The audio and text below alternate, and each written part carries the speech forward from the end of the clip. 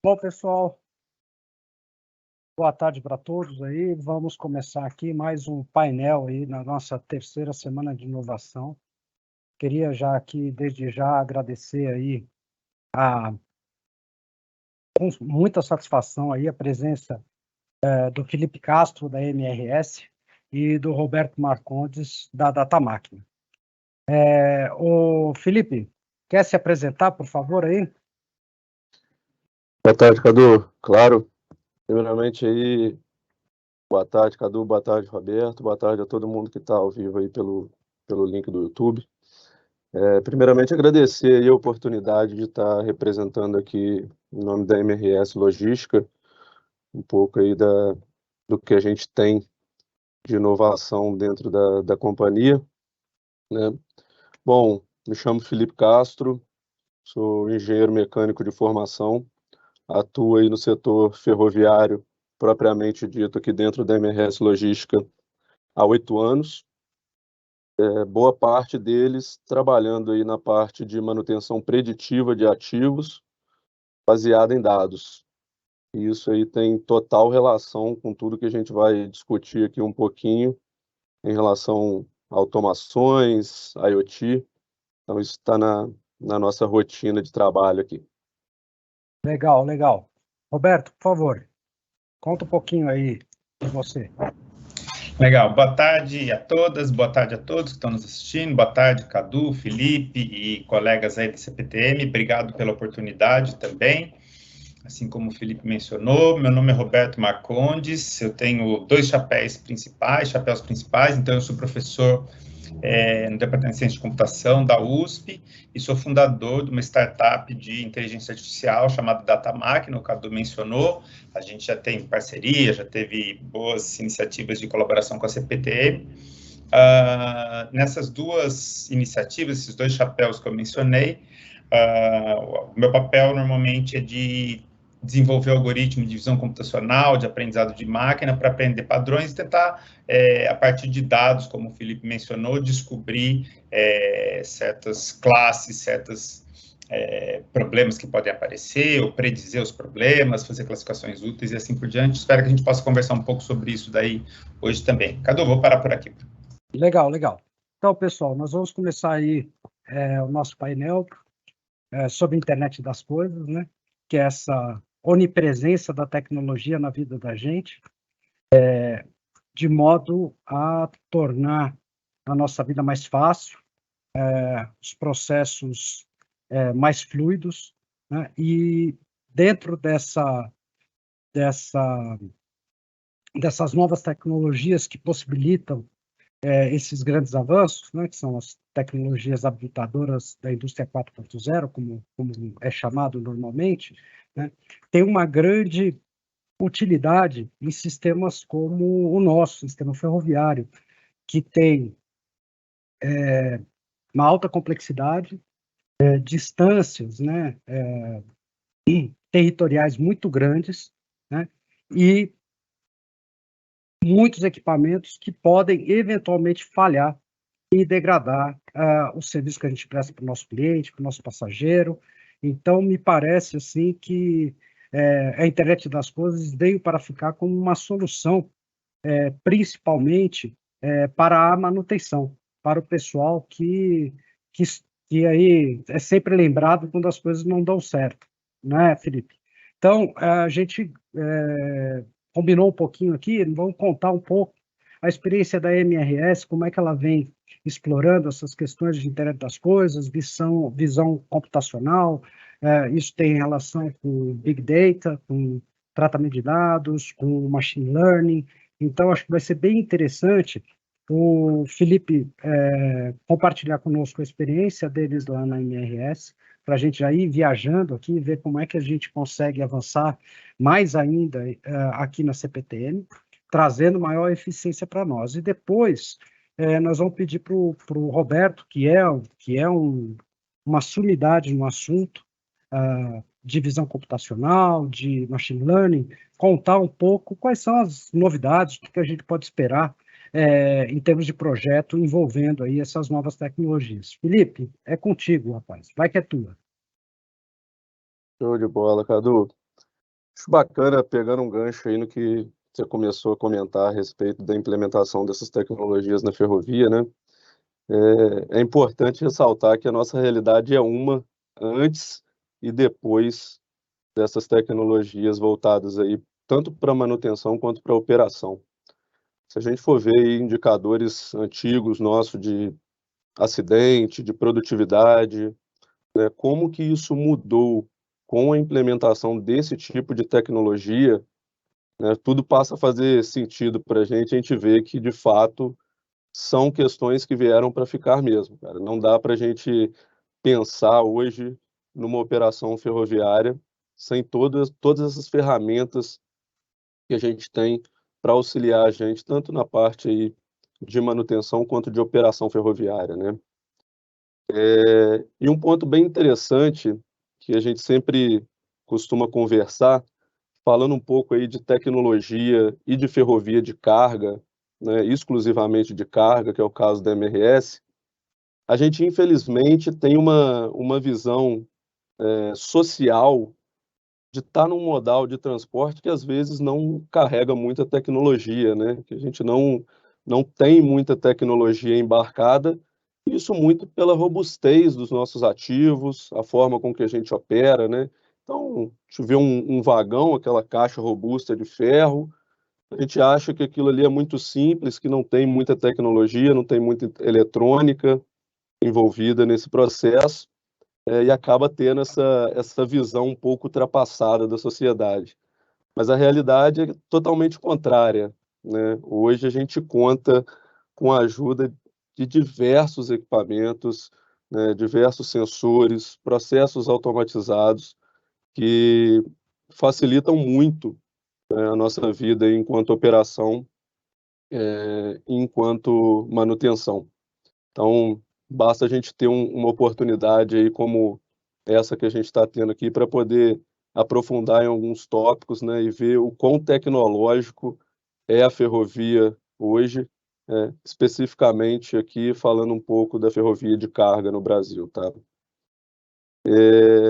Nesse cenário, Cadu, assim, eu elenquei aqui alguns projetos que a gente tem, né, alguns estão aí sob minha responsabilidade, né, e faço parte de alguns grupos de trabalho, outros são de parceiros aqui dentro, tá? Mas fiz um apanhado de projetos que envolvem tanto o IoT quanto automação em geral, para a gente passar aqui de forma breve, né? Não vamos conseguir aprofundar em nada, porque senão daria mais do que uma live aí para falar de cada um desses projetos, mas é só para passar uma visão geral mesmo do que a gente tem de aplicação dentro da ferrovia, tá?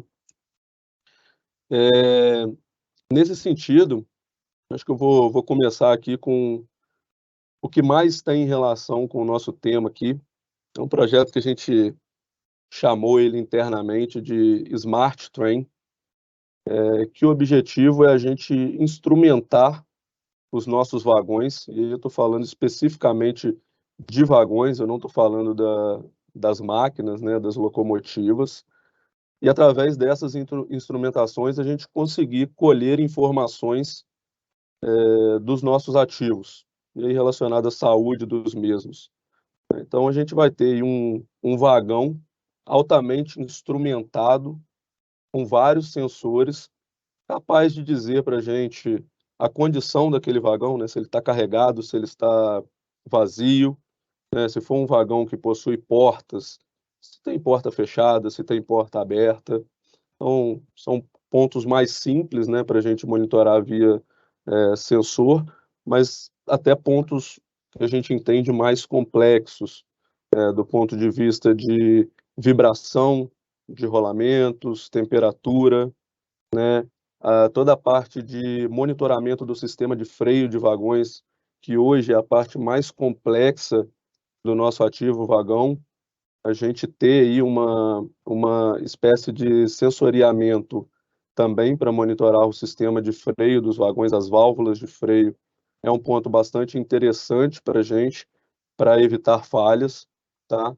Então, todos esses pontos, eles estão incluídos dentro desse projeto.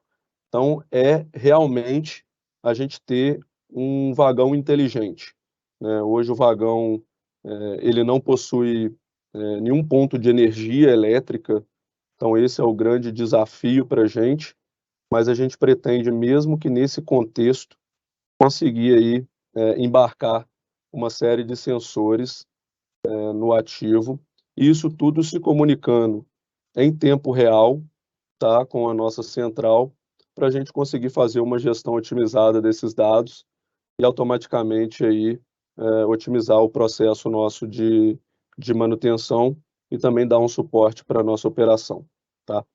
Esse é o primeiro que eu trago aqui, que a gente chama de Smart Train. Mas, por outro lado, a gente tem muitos sensores também que não estão embarcados no ativo, mas que servem para monitoramento do ativo, que é o que a gente chama de waysides. Historicamente, falando de monitoramento aí de ativos rodantes, tanto vagões quanto locomotivas, os waysides, que são esses dispositivos de monitoramento do material rodante, tem sido a forma mais eficiente hoje da gente conseguir colher informação de saúde desses ativos.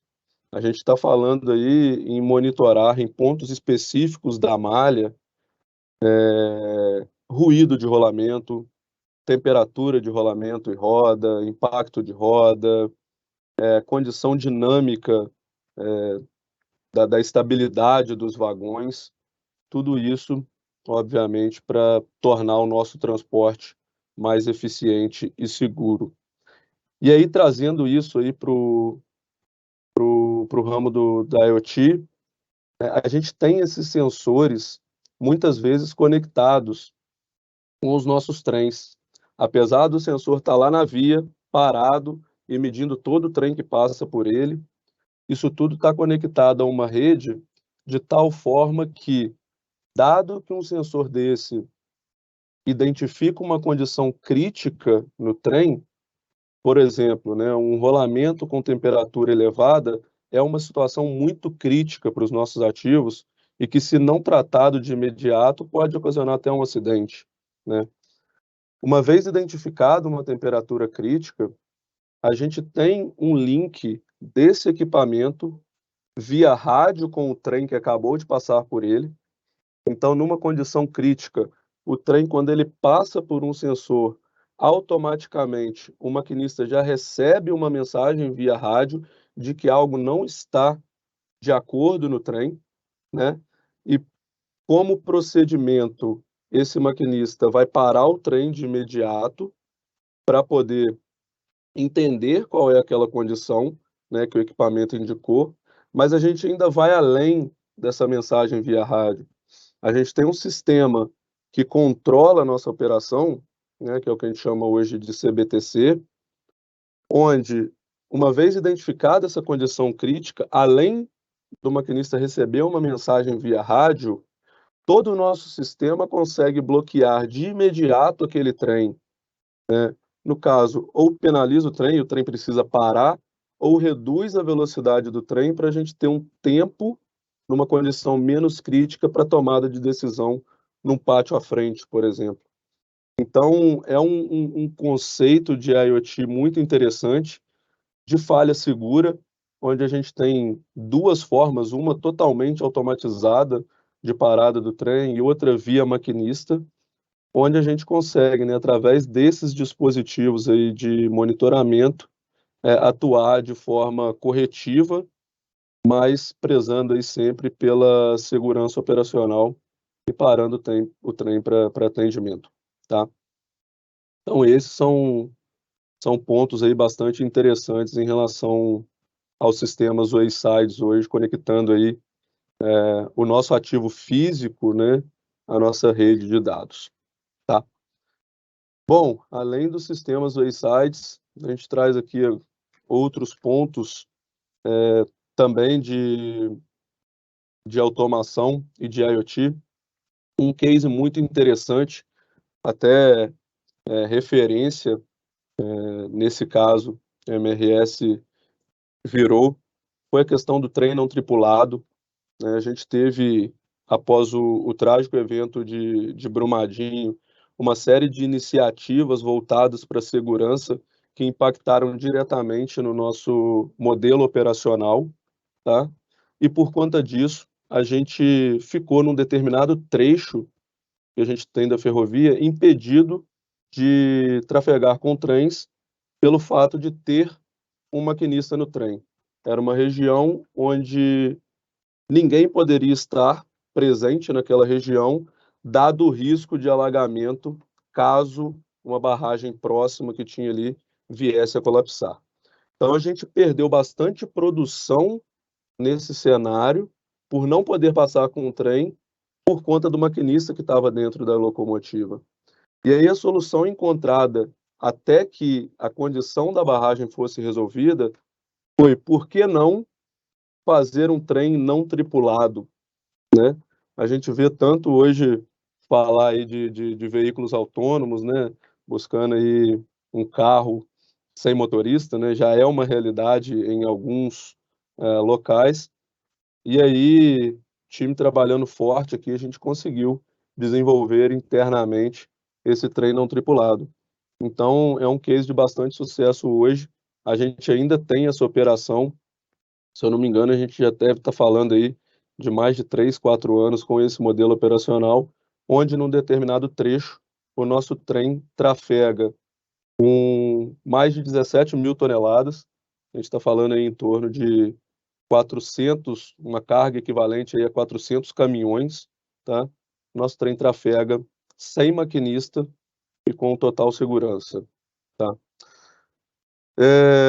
Um outro ponto aqui também bem interessante é a respeito do download automático de logs de locomotivas.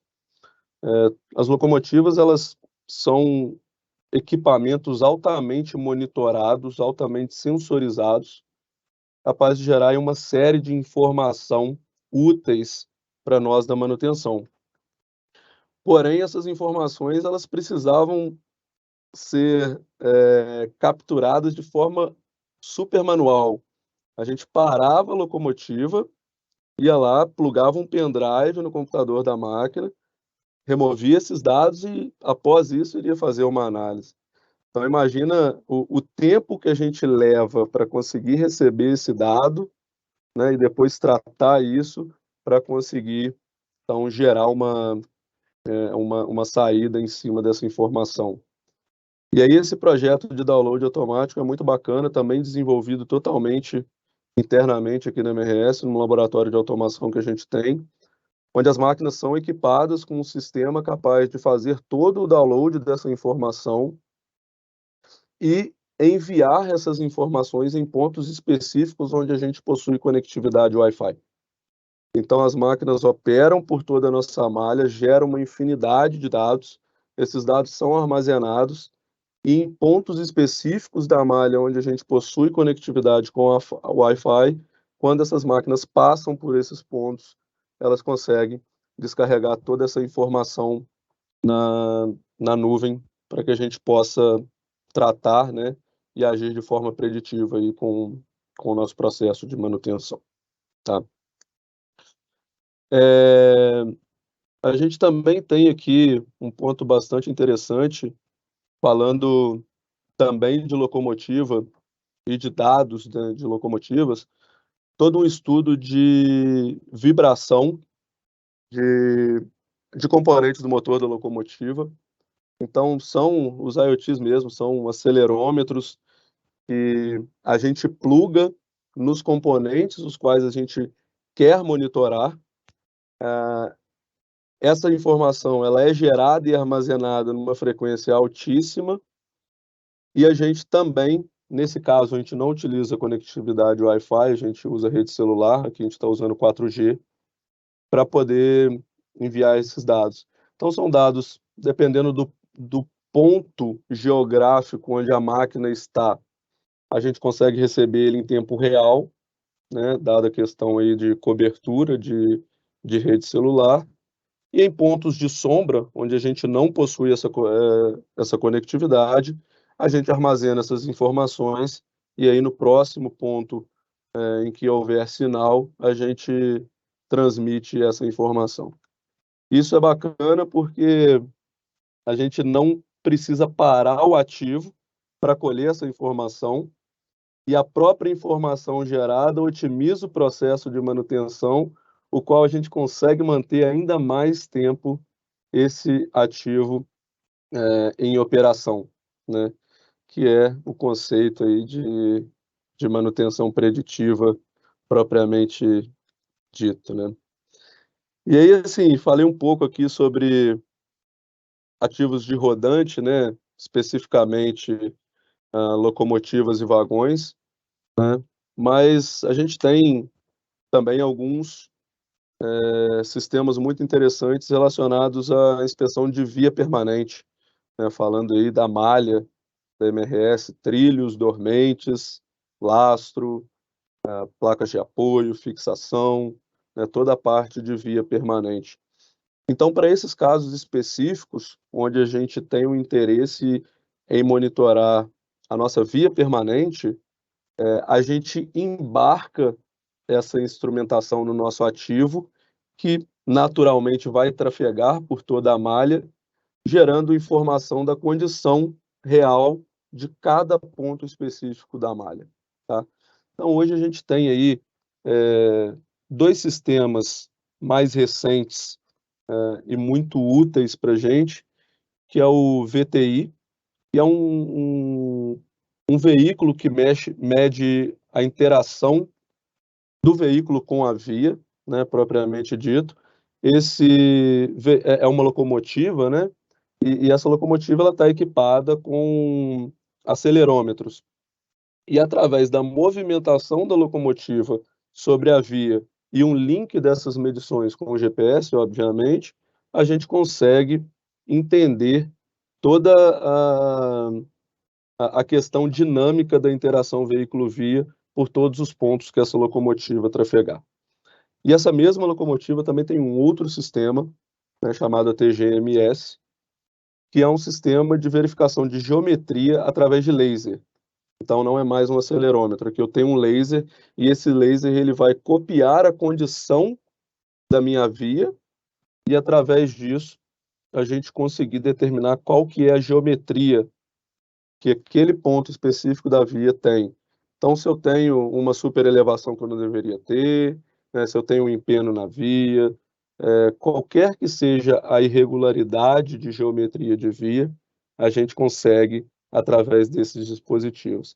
E aí, trazendo isso para a realidade do IoT, né, essa máquina, ela também está equipada ali com uma conectividade 4G para transmitir todos esses dados, tanto do VTI quanto do ATGMS, em tempo real, nos locais onde possui rede, para a nossa nuvem e a gente conseguir tomar as ações de forma preditiva, né? Então, são pontos aí bem interessantes em relação a condições de via.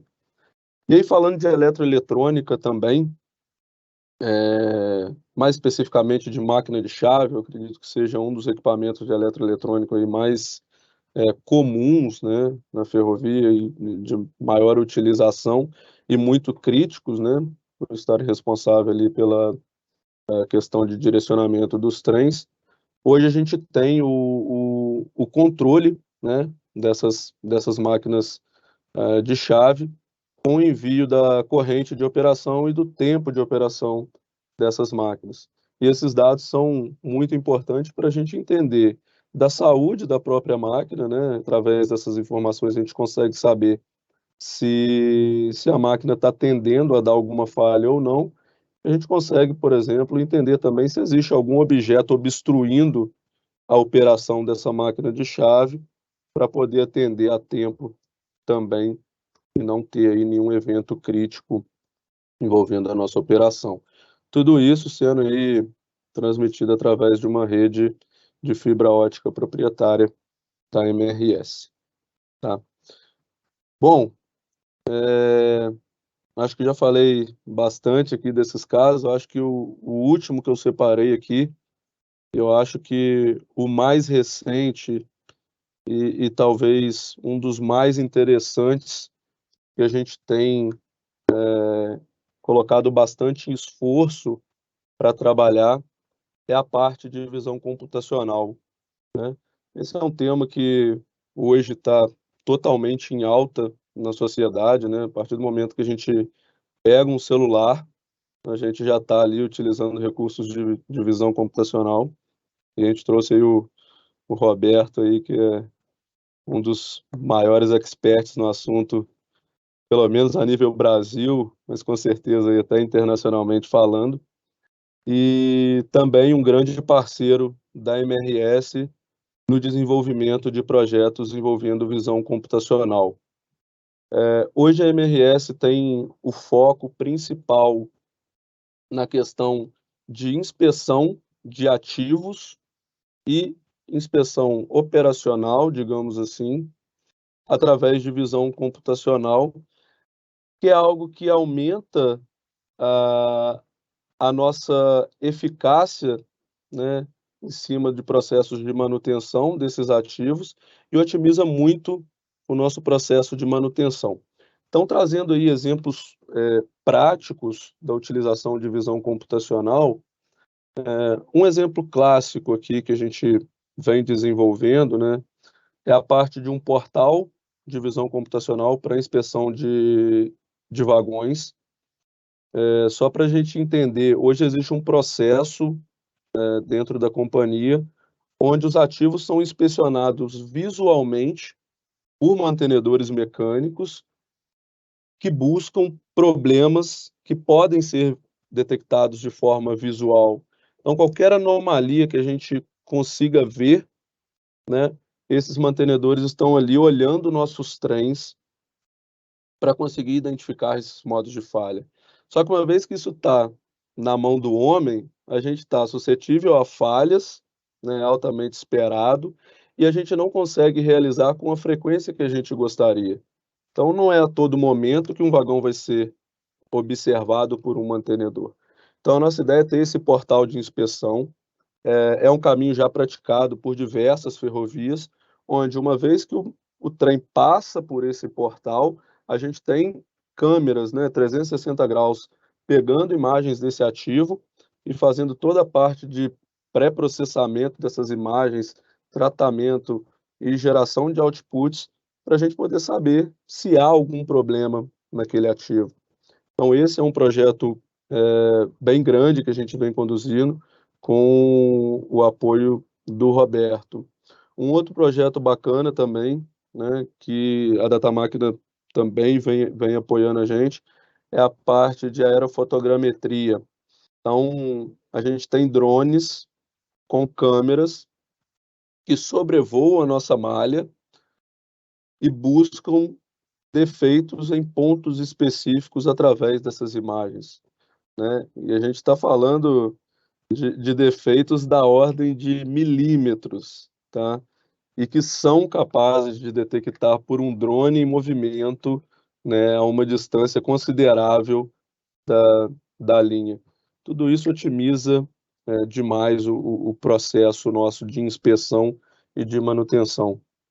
E, por fim, um projeto também de visão computacional muito bacana aqui é a parte de instalar câmeras nas próprias locomotivas, a fim de monitorar a nossa via, a nossa operação. Isso com um foco principal aí em relação à interação com a comunidade, principalmente.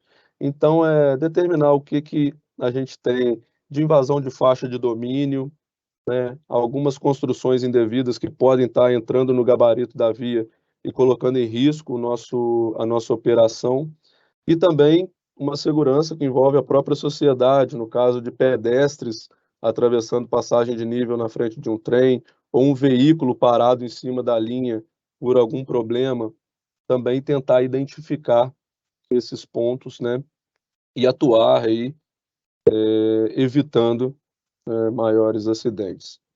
Bom, eu acho que dentro de uma série de iniciativas que a gente tem aqui voltadas para IoT e automação, eu consegui levantar algumas bem interessantes aqui para dar um pouquinho desse panorama de aplicações de tecnologias dentro da ferrovia.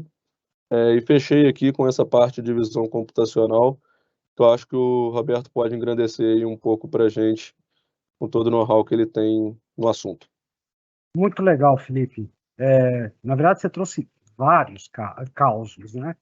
Bem interessante ali, porque a gente fala tanto de manutenção preditiva, né? Que é uma coisa que até pouco tempo atrás era bem difícil e os investimentos eram muito altos, né? E acho que a tecnologia veio aí justamente para baratear e não é só a tecnologia disponível, né? Ela tem que estar acessível, ela tem que ser possível de ser adquirida, né? E por que a gente fala tanto disso, né? Porque os nossos sistemas têm uma componente de custo, né? De manutenção muitíssimo alta, né?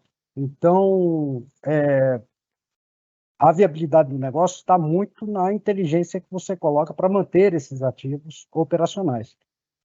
Porque um equipamento parado, a gente sabe o quanto que ele custa, né? Então, eu fiquei encantado com a tua fala aí, de tanta tecnologia. Aliás, já estou me candidatando a ir visitar você, tá? Porque eu acho que deve ter muita coisa legal para ver aí. Sem sombra de dúvida. E eu Será acho que a sempre última... bem-vindo. Muito obrigado, Felipe. Tinha certeza que você ia falar isso. Isso é um maior pidão mesmo. Eu vou aí visitar você. E eu acho que a última camada, assim, a camada mais recente de exploração de tecnologias disponíveis aí, eu acho que está muito ligado a essa questão das imagens, né? Acho que a imagem, a interpretação de imagem, né, com machine learning, com algoritmos e tal, ela traz uma riqueza de dados para a gente poder interpretar, que eu acho que é muito interessante, é uma camada relativamente recente, até por isso se fala tanto em visão computacional. Então, eu queria passar aí a palavra para o Roberto. Espero, Roberto, você me corrija se eu estiver errado, mas eu acho que esse é o mais atual dos gritos, né? Não vou falar que é o último grito, mas é dos gritos que estão rolando agora, essa questão da captação de imagem. Até hoje, câmeras muito portáteis têm um grau de resolução bastante satisfatória para esse tipo de coisa. Roberto, por favor, vai que é tua. Legal, Cadu, obrigado. Obrigado, Felipe. Acho que essa introdução do Felipe, muita propriedade, né? Essa amplidão de possibilidades, de coisas que estão em andamento e tudo mais.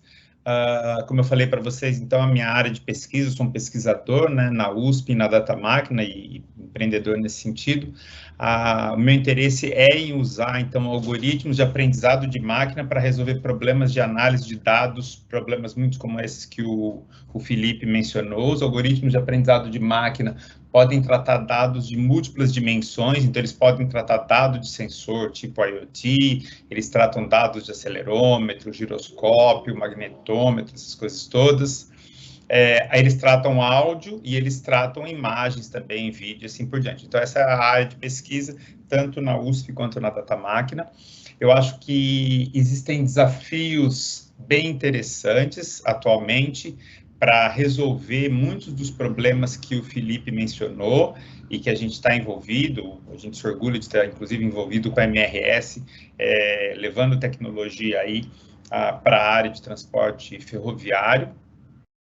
A gente está numa situação interessante agora, porque visão computacional, até, sei lá, uns 8 anos atrás ou algo assim, tinha algumas poucas aplicações que funcionavam muito bem.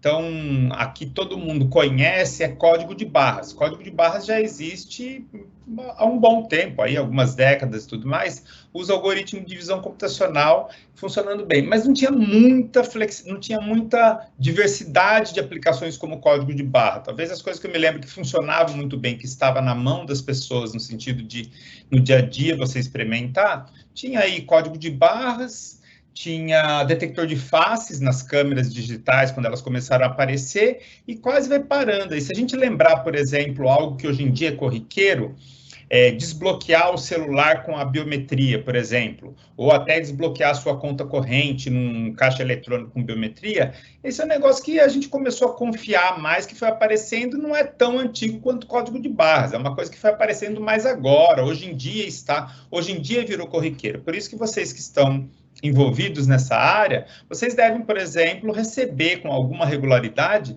fornecedores de visão computacional. Então, mesmo na indústria nacional, já existe hoje. É uma coisa que não existia 10, 15 anos atrás.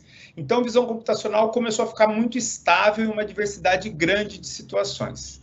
Nessa área aí, nessas aplicações que ela funciona bem, os desafios são diminuir custos, aumentar a velocidade, fazer a tecnologia ser mais robusta, assim por diante. Então, tem certas tecnologias que estão maduras a esse ponto, porque o conhecimento, a tecnologia evoluiu muito bem com Deep Learning, essas coisas todas que vocês ouvem falar de vez em quando nos últimos 10 anos, basicamente, foi nessa década de 2010 até 2020, e hoje a maturidade da área leva a isso. Você já encontra ambientes comerciais fornecendo soluções que funcionam direitinho.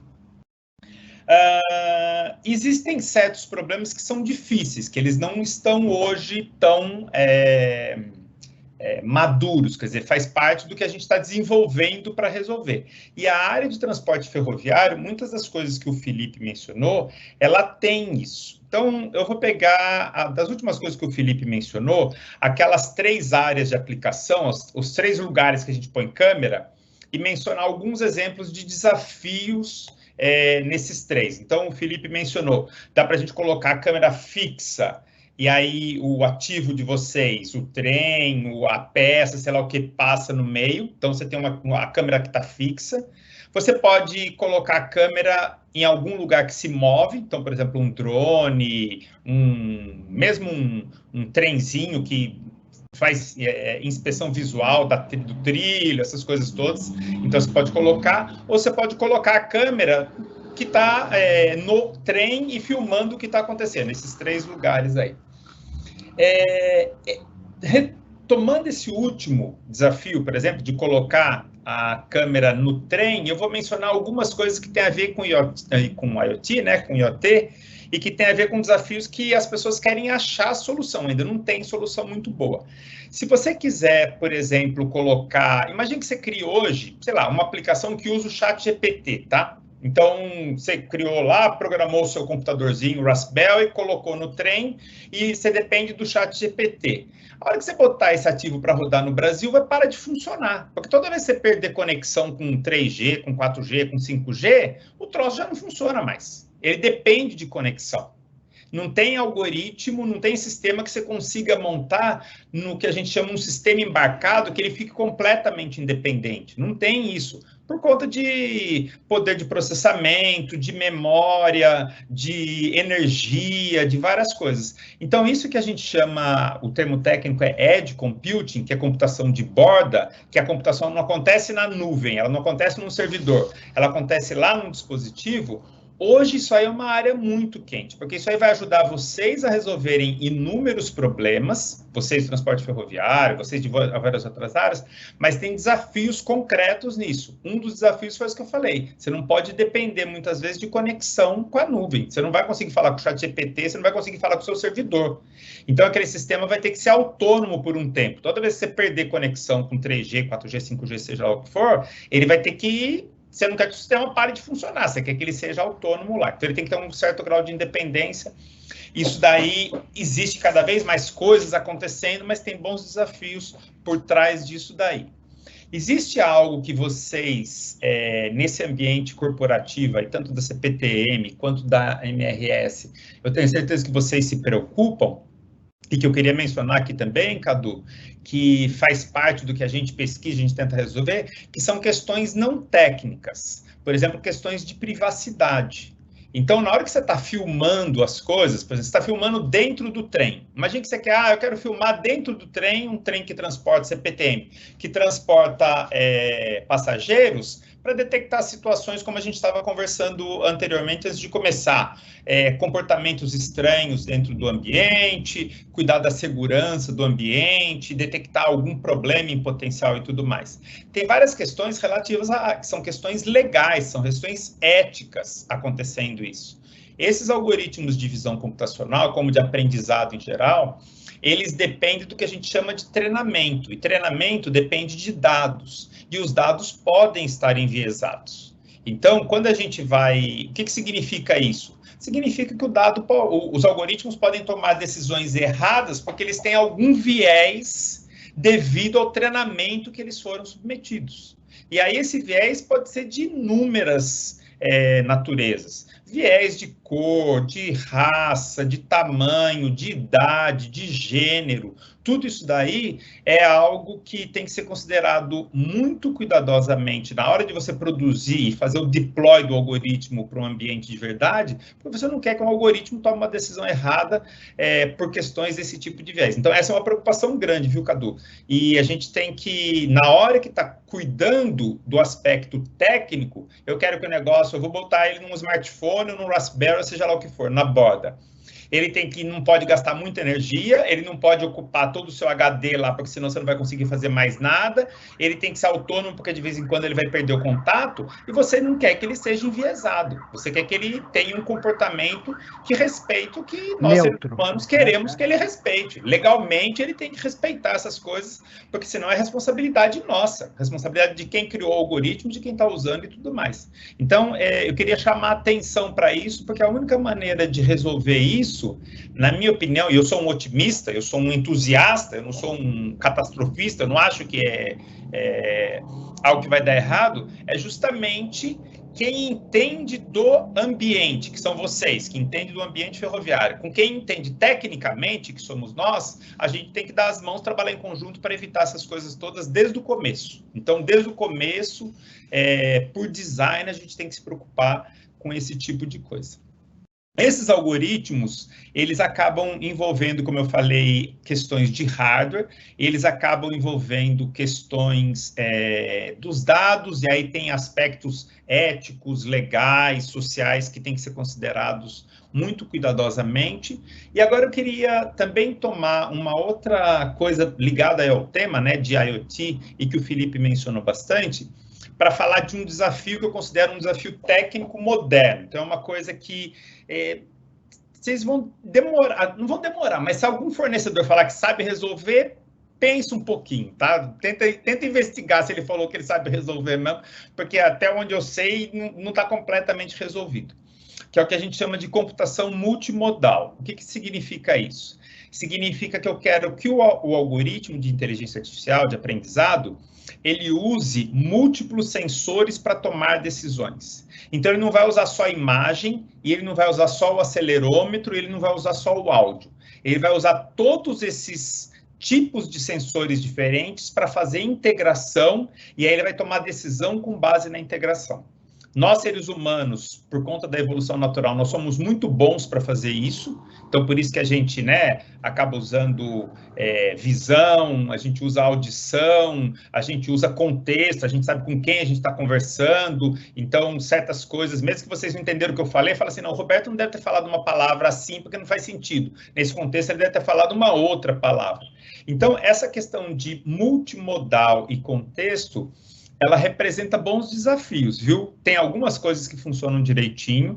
Eu acho que isso daí poderá ser uma revolução boa para vocês, porque eu imagino que quando um técnico da área de vocês toma uma decisão, ele raramente usa só uma fonte de informação. Provavelmente ele usa o histórico do que está lá por trás, ele sabe que a peça está torta, está esquentando e está fazendo um barulho diferente, então deve estar acontecendo não sei o que lá. Então, é o princípio da análise multicritério. Isso. Inclusive, você pode ter critérios conflitantes, e você vai ter que usar de um terceiro critério para desatar. Exatamente. Então, isso daí, hoje, isso aí já está acontecendo, então não é uma coisa que é futuro, é presente. tem bastante desafio. Na minha opinião, essas big techs que a gente fica falando aí, tipo Facebook, Google, Amazon e tudo mais, que tem grandes times internacionais fazendo aprendizado, eles têm prestado muita atenção nisso. Então, a cada mês, 2 meses, você vê um resultado saindo. E isso daí para a gente é importante porque essa área, para resolver coisas usando, então, aprendizado de máquina, a gente usa muito o que é na área de computação chamada de bibliotecas open source, de acesso livre, né? As bibliotecas que nós usamos para implementar soluções, por exemplo, junto com a MRS, para a própria MRS, é interessante que a gente usa a biblioteca, que é a biblioteca que a Google está usando para resolver os problemas deles, porque a própria Google mantém a biblioteca. Então, essa questão do código livre, do código aberto que existe mundial, permitiu que avanços na área de aprendizado de máquina ficou uma coisa interessante.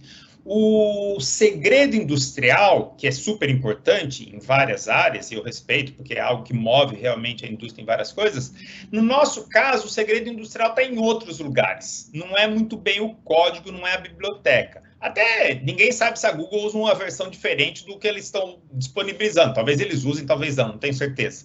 Mas, por outro lado, o que é verdade é grande parte das pessoas que estão provendo serviços, provendo soluções de IA, a maior parte de longe, no mundo, em todas as áreas, inclusive nas áreas dos fornecedores de vocês, nós incluídos, a gente está usando as mesmas bibliotecas. Então, esses avanços que eu estou falando, que hoje em dia essas big techs estão preocupadas, têm publicado artigos sobre isso e tudo mais, é bacana que a gente vai surfando mais ou menos a mesma onda. A gente sabe aonde está o limite, aonde funciona, onde não funciona, e a gente vai tentando buscar uma solução que, ao customizar para a solução de vocês, a gente espera conseguir chegar mais rápido. Porque senão, como eu falei, esses desafios todos, eles são desafios concretos. Vou falar a última coisa, Cadu e Felipe, para a gente abrir talvez para um bate-papo aqui, que eu falei a questão de dados. Limite em relação a dados, seguramente é algo que qualquer projeto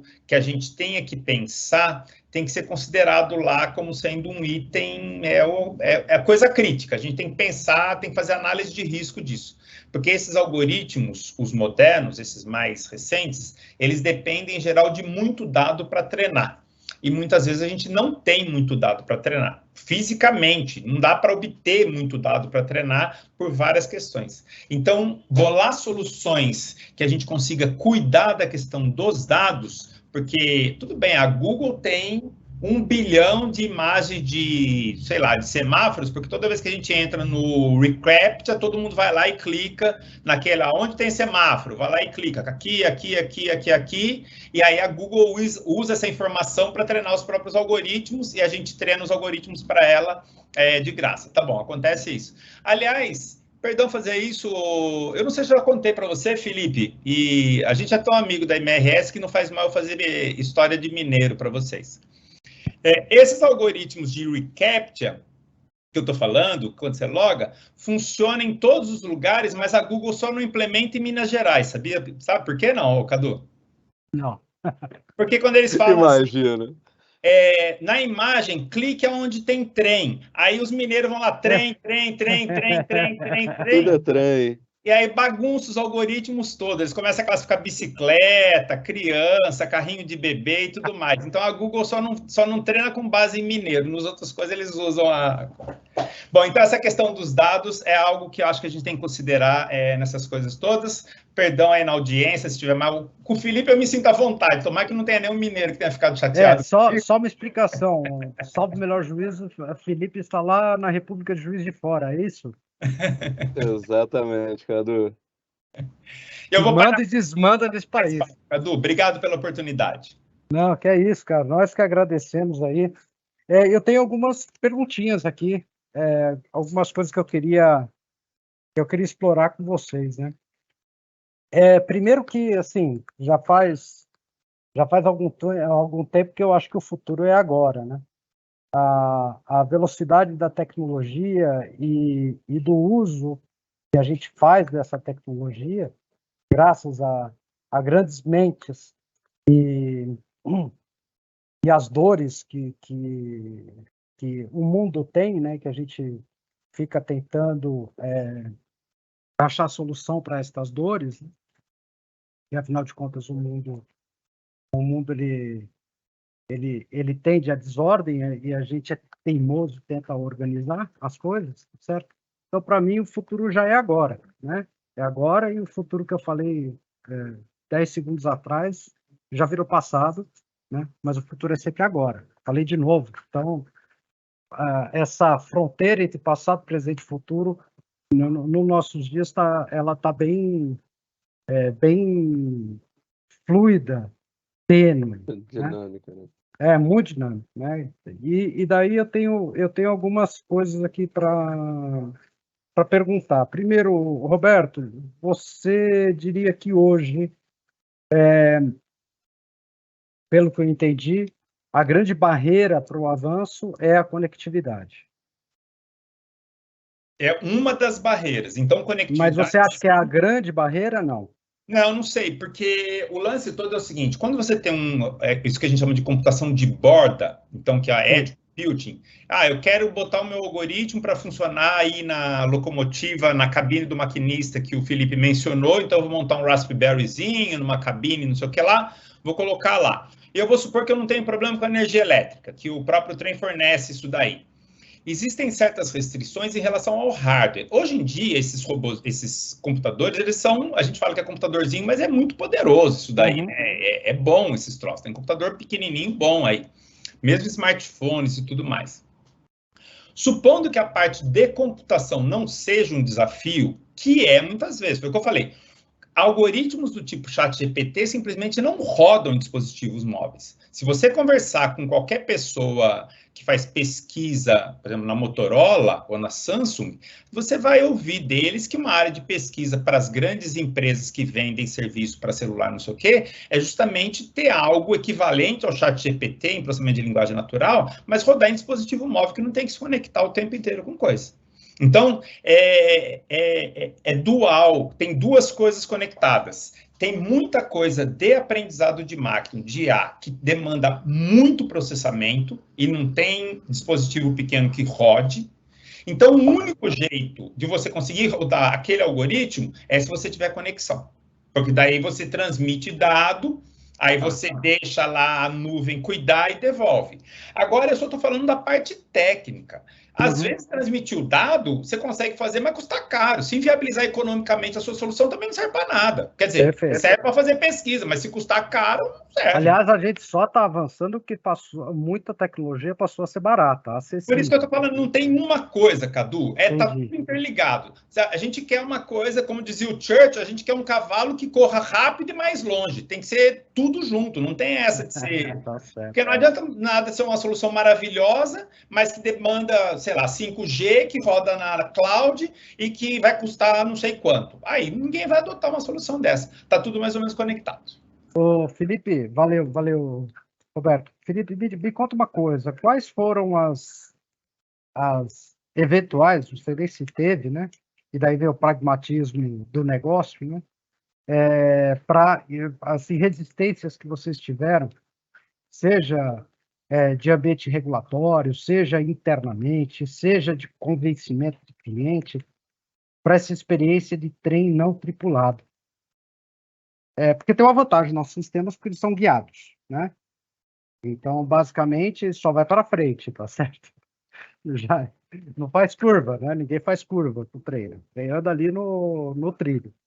Eu queria que você contasse um pouquinho essa experiência, não sei o quanto que você ouviu, o quanto que você viveu essa experiência, que é uma certa quebra de paradigma, né? Um trem não tripulado lá no meio de Minas, o trem desgovernado, mas governado de longe.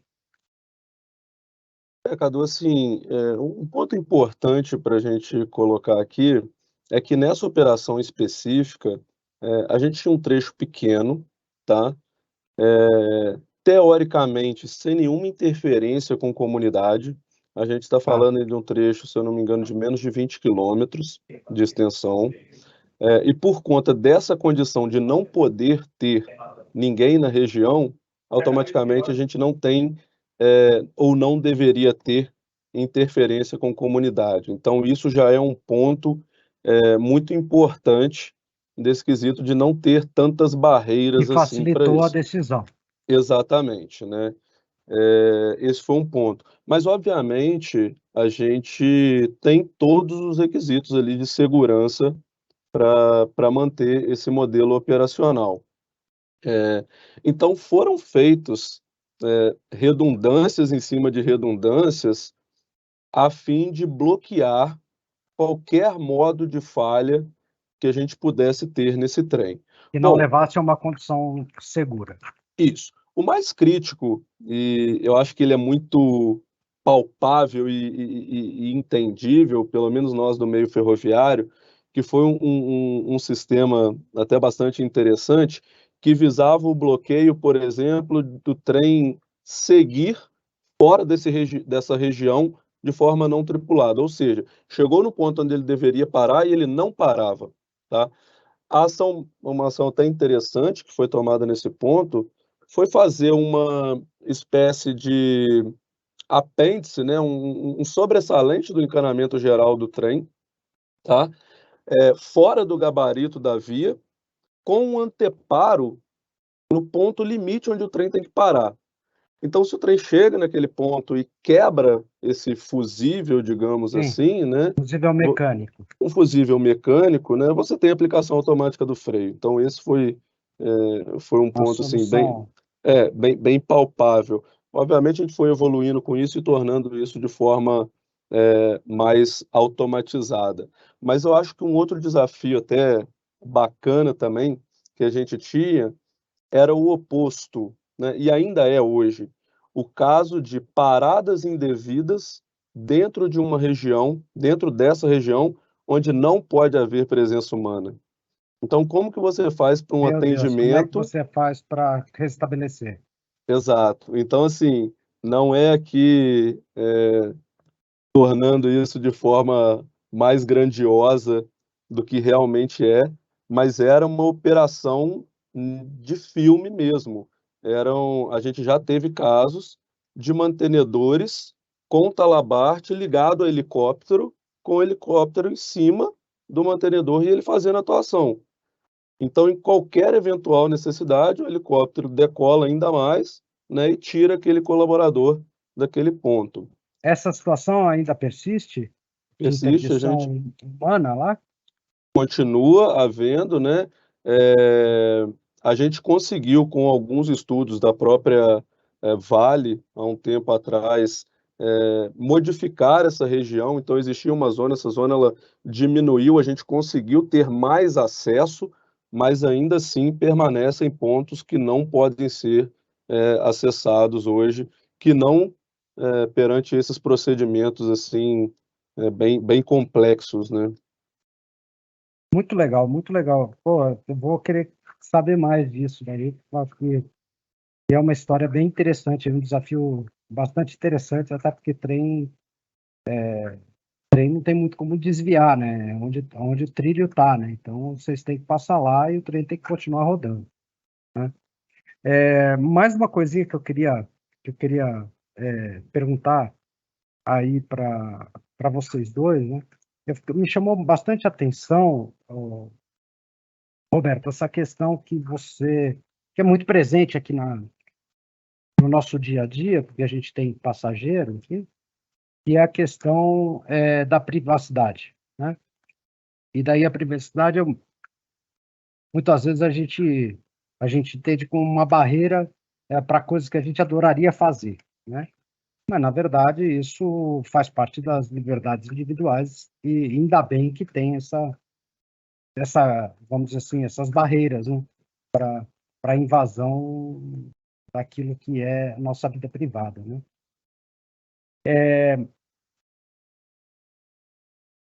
Nós temos aqui sempre uma visão muito conservadora em relação, assim, se você tem dúvida, melhor não fazer, né? Porque somos uma empresa pública, porque a gente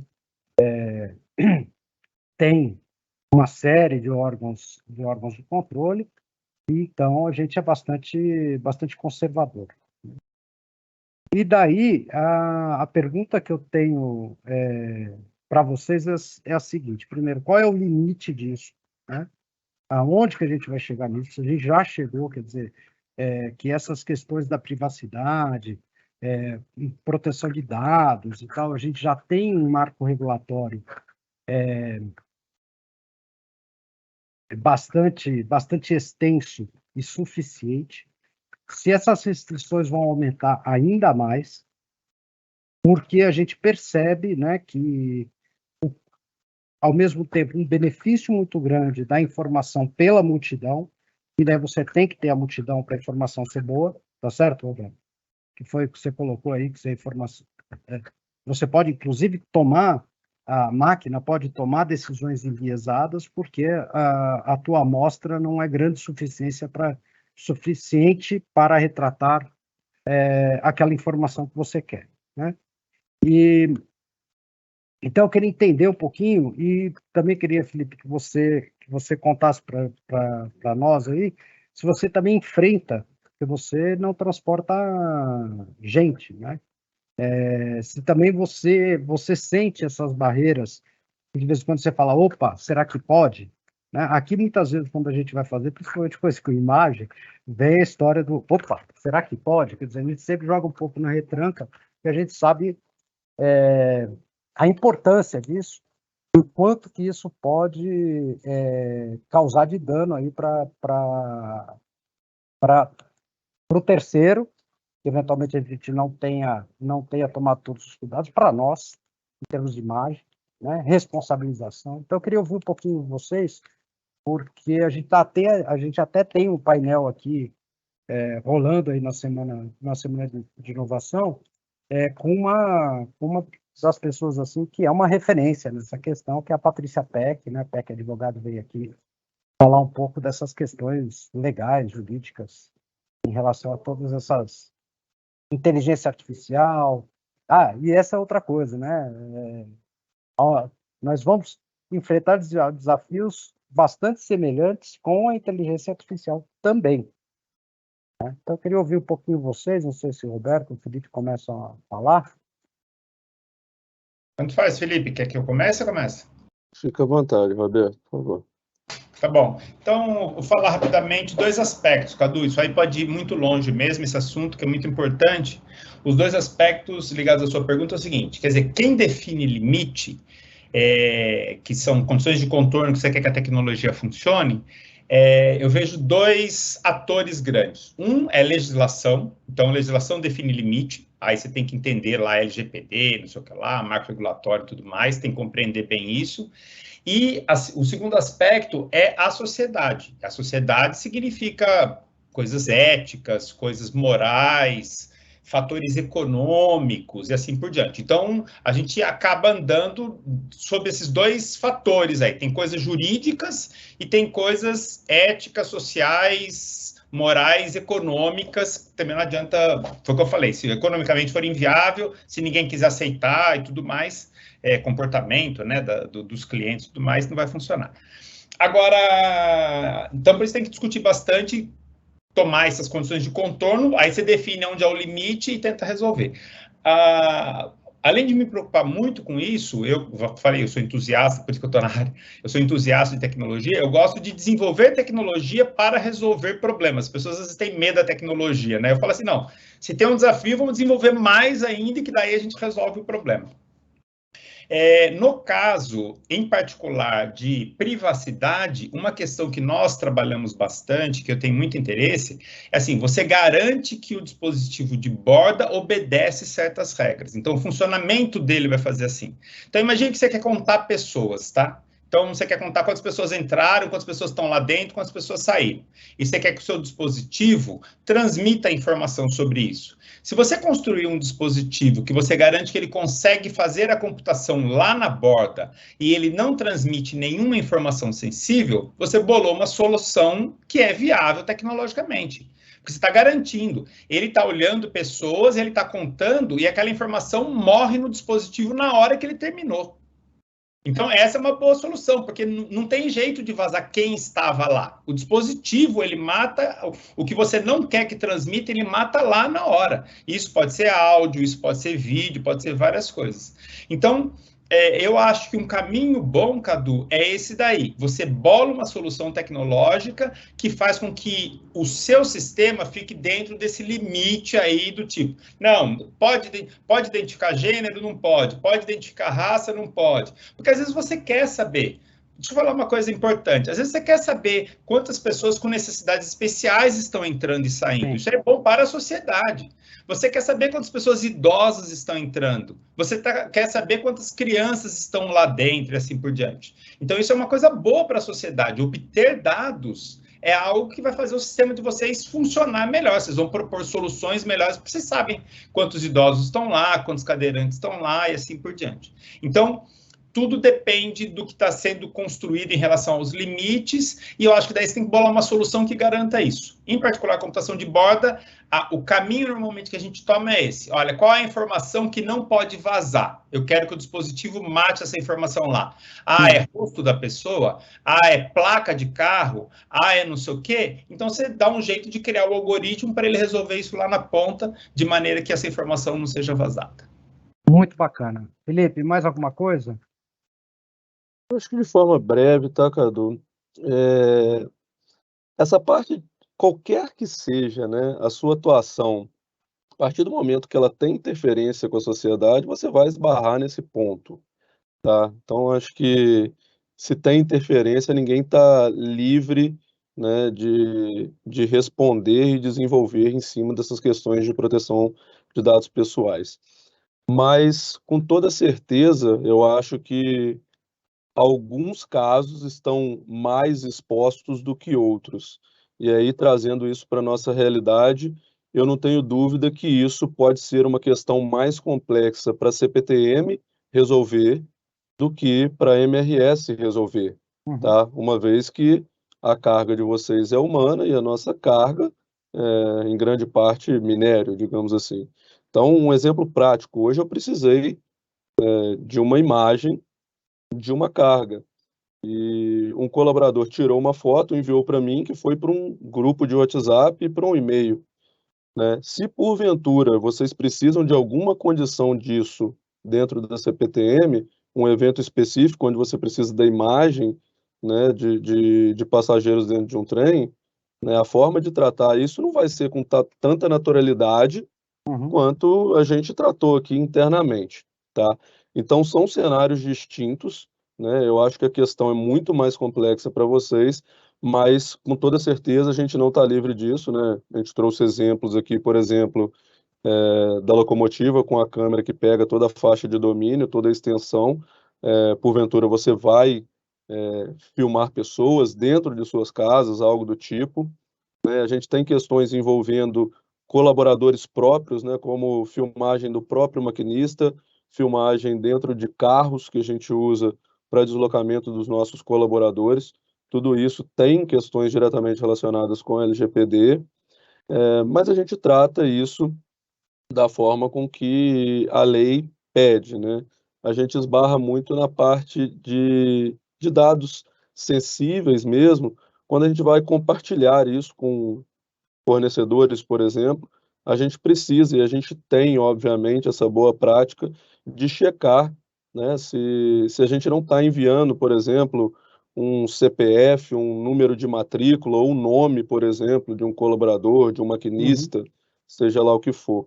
Então, acho que, no geral, é isso, né? Todos nós vamos ter essas questões, né, dentro das nossas áreas de atuação, mas, sem dúvida nenhuma, é uma questão muito mais complexa aí, a nível de CPTM do que MRS, tá? Legal, gente. Bom, vamos caminhando para o fim, a gente até extrapolou o horário aí. Queria agradecer demais a participação de vocês. Acho que a gente poderia ficar aqui mais várias horas falando, né? Porque tem muito conhecimento aí a ser compartilhado. Felipe, prazerzão te conhecer. Vamos agitar aí um encontro. Você já fica desde já convidadíssimo, você e o Roberto, para vir aqui conhecer o nosso CCO, conhecer aqui o nosso FabLab, o nosso Inovagão, conhecer a gente presencialmente. Então, em nome da CPTM aí, eu queria agradecer a participação de vocês, a disponibilidade de vocês, e até uma próxima, tá? Muito obrigado aí, pessoal. Obrigado, Cadu. Obrigado, Felipe. Foi excelente o evento mesmo, aprendi bastante. Obrigado pela oportunidade. Valeu, gente. Até a próxima. Gente, um abraço. Muito obrigado aí, Cadu. Um abração. Obrigado a vocês.